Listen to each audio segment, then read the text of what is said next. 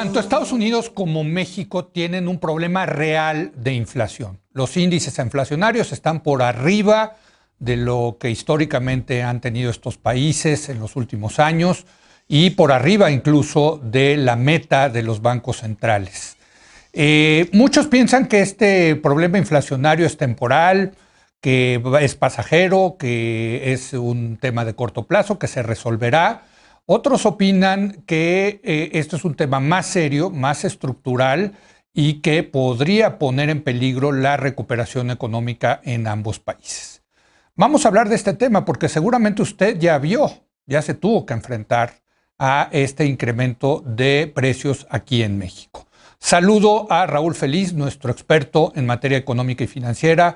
Raúl, ¿cómo estás? Muy buenas noches. Buenas noches, Leo. Muy bien. Y esta noche nos acompaña Manuel Sánchez, él es economista y ex gobernador del Banco de México. Manuel, ¿cómo estás? Muy buenas noches, gracias por venir. Buenas noches, gracias por la invitación, Leo. Bueno, déjame empezar contigo, Raúl. La última vez que hablamos de este tema, tú decías, no, hombre, es pasajero, esto se va a resolver.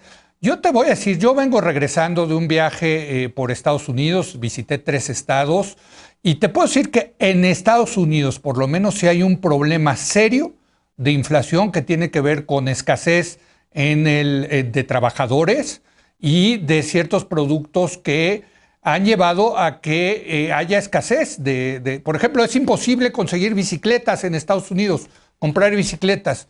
No hay manera de comprar una bicicleta o es muy difícil comprar una bicicleta. Y así muchas otras cosas. Entras a tiendas, te dicen te lo entregamos en 6, 8, 12 meses. En fin, es real lo que está pasando y yo creo que tiene que ver con el sobrecalentamiento de la economía, que tiene que ver con estos grandes estímulos fiscales que ha hecho el gobierno tanto de Trump como de Biden. Esa es mi opinión, pero te lanzo a ti el reto de tratar de desmantelar mi argumento. Sí, con mucho gusto. Creo que lo que mencionas, esas anécdotas que mencionas, son correctas y reflejan pues, el indicador que sabemos que en junio la inflación alcanzó 5.4%. Sin embargo, Leo, la historia que defendí en aquella sesión contigo, la sigo defendiendo. Creo que la inmensa mayoría de este surgimiento inflacionario es de naturaleza transitoria y además típica. O sea, no es que estamos viendo algo atípico. Cada vez que salimos de una recesión, y más en particular de una recesión inducida por la crisis de salud como la que vimos, hay inevitablemente cuellos de botellas. Es decir, la oferta no se ajusta de forma infinita. O sea, aún la luz tiene una velocidad constante, no es infinita. Entonces se requiere tiempo para que las cadenas de producción, además ahora globalizadas, se puedan poner en sincronía. Por ejemplo, ¿por qué no consigues bicicleta? Yo conozco la historia de los autos nuevos. Tampoco consigues autos nuevos en la cantidad suficiente. Porque faltan chips, porque faltan ciertas partes que se producen a lo mejor en Corea, en Taiwán, en alguna provincia china y no están disponibles. Gran parte del incremento de precios es debido a estos cuellos de botella. Es también un efecto aritmético de comparación que distorsiona los números y también es el rebote natural de precios que fueron castigados en la crisis, como es el caso del petróleo, del gas. Algo muy interesante que en lo que debemos fijarnos, que seguramente no te fijaste cuando fuiste a tus vacaciones en Estados Unidos, es la tasa de interés de 10 años, la tasa de interés de 20 años, que refleja las expectativas del mercado, y que en este momento el bono de 10 años está en 1.18 en este momento. Diciéndonos, si les traemos, qué piensan los especuladores que va a ser la inflación promedio en los próximos 5 o 10 años, y esta es 2%. Entonces venimos de un periodo en el que nos acostumbramos a inflaciones por abajo de la meta y súbitamente ahora la prensa, tú, están alarmados porque estamos viendo un surgimiento de inflación que en gran parte es transitorio. Y creo que el Banco Central norteamericano lo ha leído muy bien y creo que lleva una directriz de política monetaria correcta será necesario quitar parte de los estímulos que se dieron, ya no son necesarios, está clarísimo.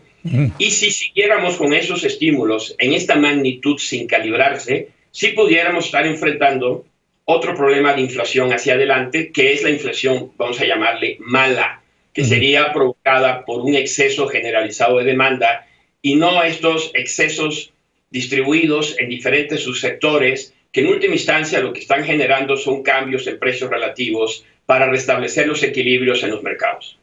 Voy a contar otra anécdota. Yo suelo ir a una hamburguesería, hacen unas hamburguesas muy ricas, y me di cuenta que subieron los precios y le pregunté al dueño, oiga, pues ¿qué pasó? Hace mucho que usted no subía los precios.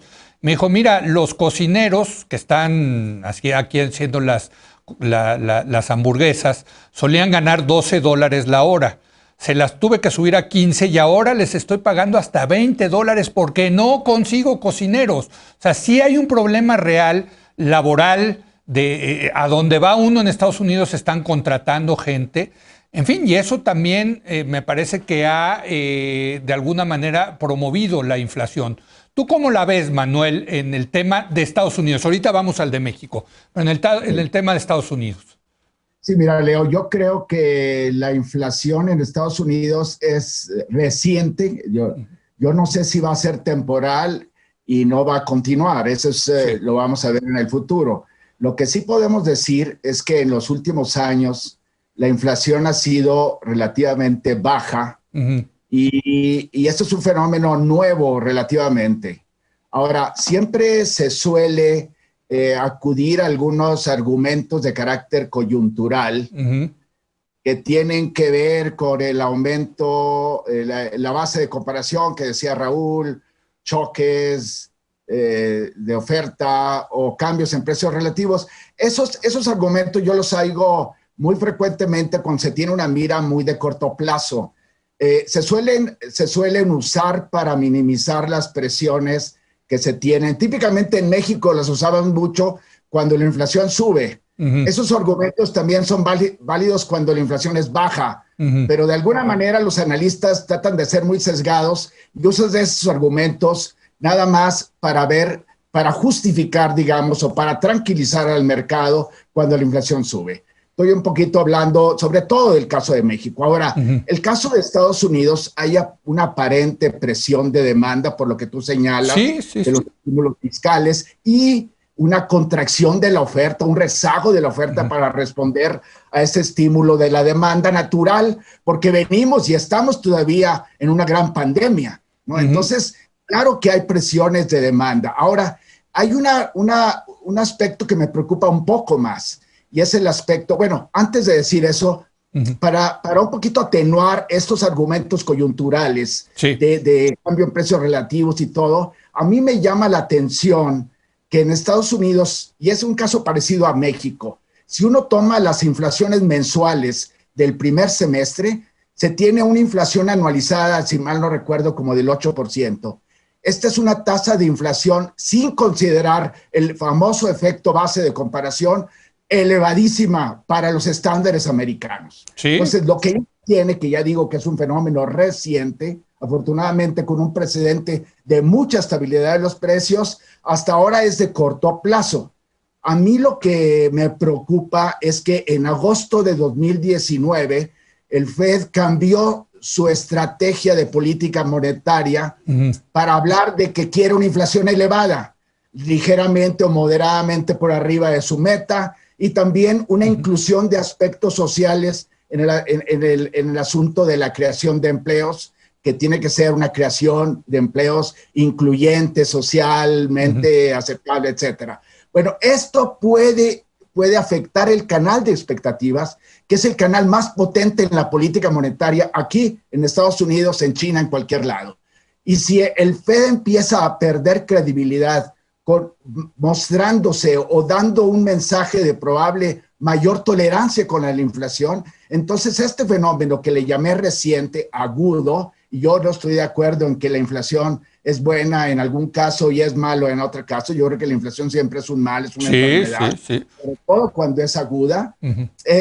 Entonces puede ser no solamente reciente y de corto plazo, sino puede ser permanente. Yo creo que el Fed y los bancos, los banqueros centrales siempre tratan de ser prudentes y de ver los riesgos. El balance de riesgos parece que se está deteriorando en Estados Unidos, aunque no lo dice oficialmente el Fed.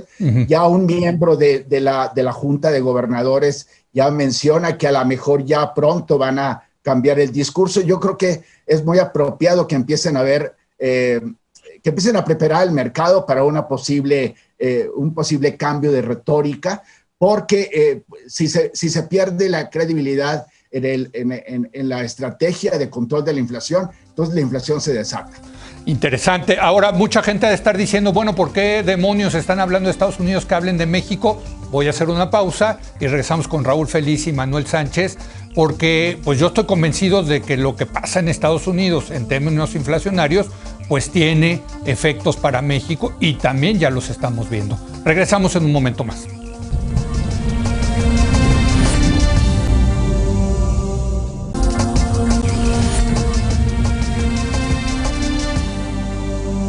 Estamos hablando de la inflación y el segmento pasado hablamos de la inflación en Estados Unidos.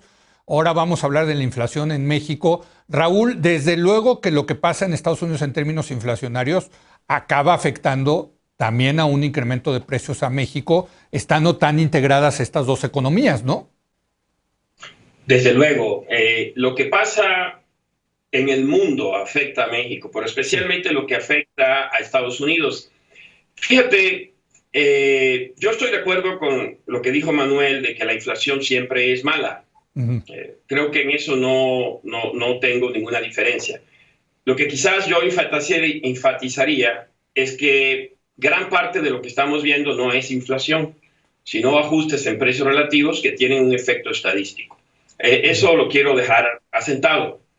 Ahora, el brote de inflación que estamos viendo en México, en Estados Unidos y en Europa, por ejemplo, Europa que en los últimos 10-15 años tuvo dificultades para mantener la inflación por arriba de cero.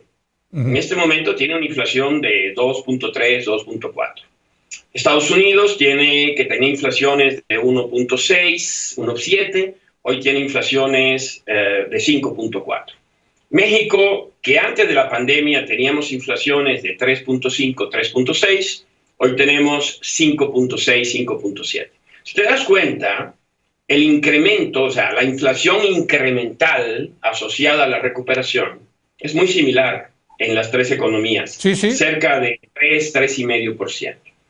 Así que no es algo idiosincrático, en gran parte, este brote de inflación en México, sino que responde al incremento de precios del petróleo, vuelvo a insistir en este tema, de incremento de precios de mercancías agrícolas, etcétera. Es decir, creo que efectivamente las políticas monetarias que hoy tenemos en el mundo y en México son inconsistentes con las metas de inflación que se buscan hacia adelante. Lo cual quiere decir que las políticas se tendrán que adaptar, se tendrán que adecuar. Y este proceso va a comenzar en Estados Unidos, como mencionaba Manuel, en los próximos meses. Y en México ya comenzó. Ya comenzó. Desde mi punto de vista, tal vez prematuramente. Si yo estuviera ahí, yo hubiese votado por esperar un poco más, pero ya comenzó y nos va a llevar, pienso yo, a una política monetaria neutra hacia principios del próximo año, que me parece la adecuada. O sea, creo que la inflación en México también va a ceder gradualmente y que el próximo año, dejando de lado cualquier shock adicional que pudiera venir de la política fiscal por un ajuste de tasas, ceteris paribus, decimos los economistas, la inflación debería estar convergiendo el próximo año entre 3 y 3.5%. A ver, Manuel, ¿tú opinas lo mismo en el términos de la inflación que se está viviendo en México? Ya decía Raúl, el Banco de México se adelantó, ya subió las tasas de interés. Yo estoy de acuerdo con lo que hizo el Banco de México, otra vez estoy en desacuerdo con mi querido Raúl. ¿Tú cómo ves el tema de la inflación en México, Manuel? Mira, un par de comentarios sobre lo que Raúl dice. Yo creo que los cambios en precios relativos no ocurren nada más este año, ocurren en cualquier proceso inflacionario. Unos precios suben más que otros, entonces los cambios en precios relativos son un fenómeno inherente a la inflación. Nunca todos los precios se mueven en la misma dirección. Ahora, el argumento de que hay un cambio en precios relativos es el típico argumento para minimizar las preocupaciones. Ojalá tenga razón. Ahora, sí, un argumento parecido a lo que dije de Estados Unidos, nomás que un poquito más grave, se observa en México. En la primera parte del año anualizada la inflación es muy elevada.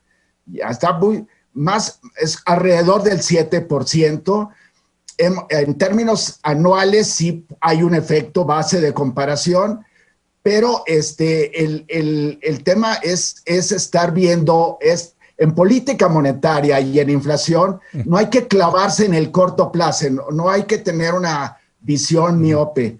En política monetaria, sobre todo, lo que importa es el largo plazo. Y a mí lo que me preocupa, digo, siempre hay vaivenes en la inflación, pero pareciera que desde el año 2017 México entró a un nuevo régimen de inflación más elevada. ¿A qué me refiero?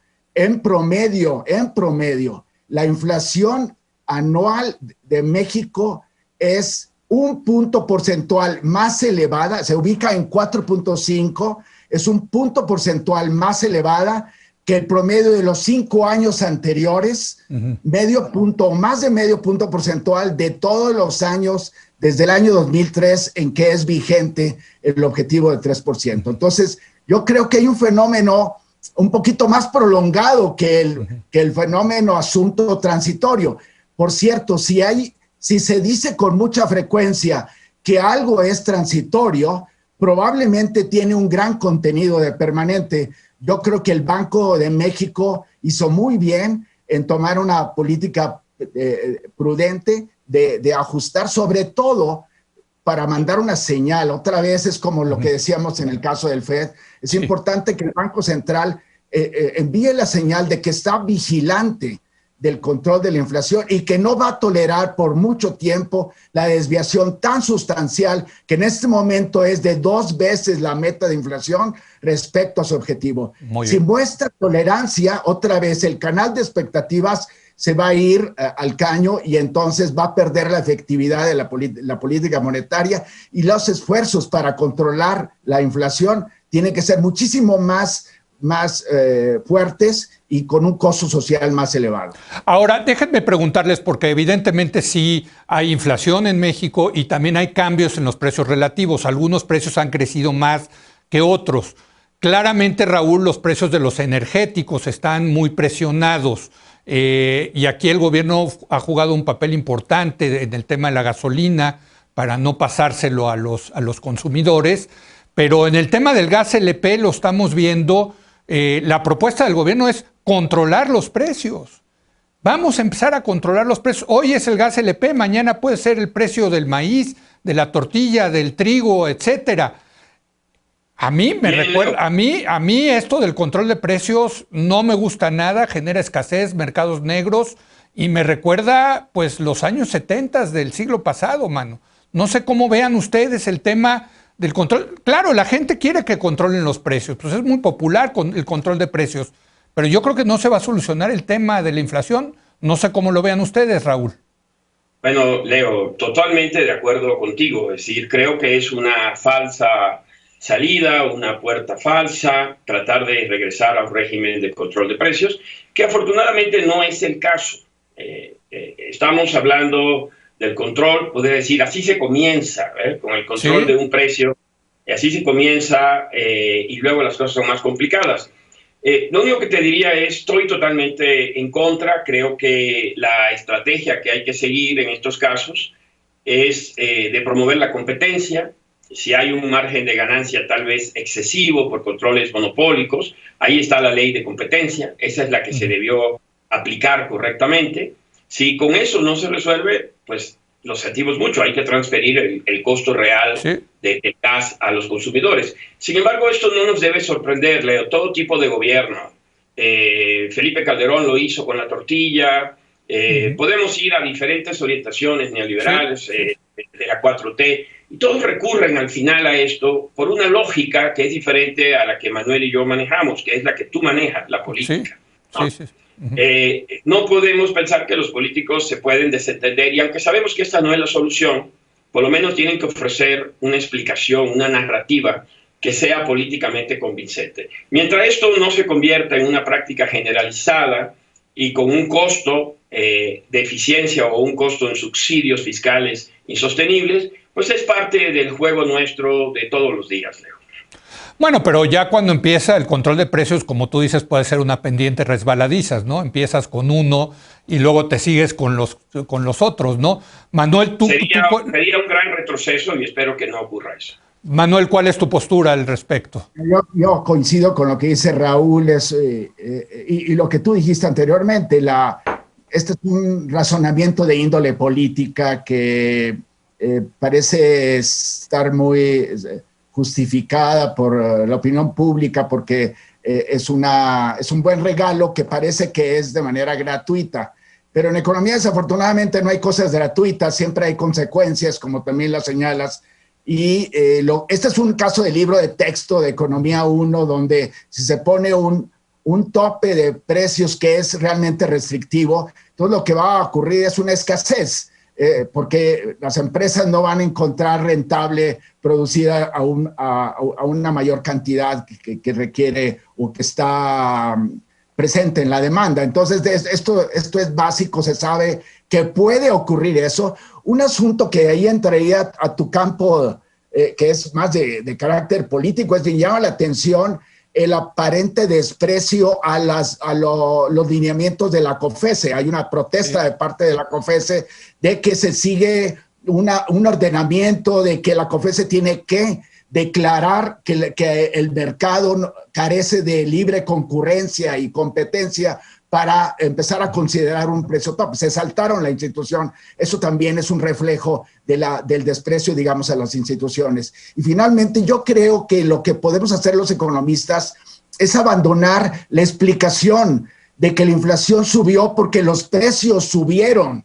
Es decir, la inflación es el crecimiento sostenido en el nivel general de los precios.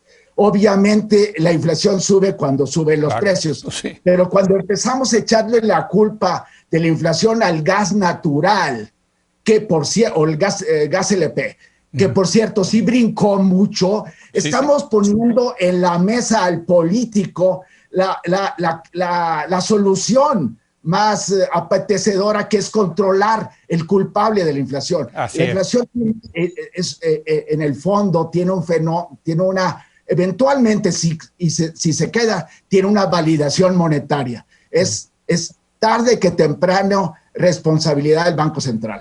Bueno, oigan, pues muy interesante. Muchas gracias, Raúl. Muchas gracias, Manuel.